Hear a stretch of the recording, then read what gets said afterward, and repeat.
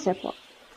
ماکیاولی مردی بود میان بالا، با چهره‌ای استخوانی، پیشانی بلند، موی سیاه، چشمانی تیزنگر، لبانی باریک و به هم فشرده، با لبخندی رازناک.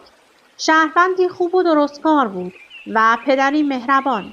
شوهری سربراه نبود، اما با همسر خویش به مهربانی زیست و از وی 5 فرزند یافت.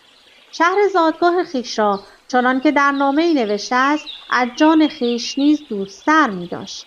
سرسپردگی او به دولت نیز از آن جهت بود و چه بسا مرادش از دولت در نوشته‌هایش همان وطن بود.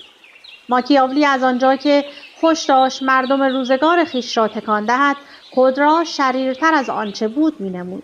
این گرایش همراه با برخی نکته‌پردازی‌های گستاخانه وی را به بی‌اخلاقی نامدار کرد. اما آن نکته‌پردازی‌های نظریه پردازهای ناب بودند، به دور از هر گونه وسواس اخلاقی، وسواسی که در روزگار ماکیاولی چه بسا از هر روزگاری کمیاب‌تر بود. اما سبک جسورانه و گوهرگرانانه وی سبب می‌شد که این گونه گفته‌ها را جدا از هدفی که الهام بخش آنها بوده به آسانی از متن جدا کنند و درباره آنها هیاهو بپا کنند. بدین سان کاتولیک‌های ضد دین پیرایی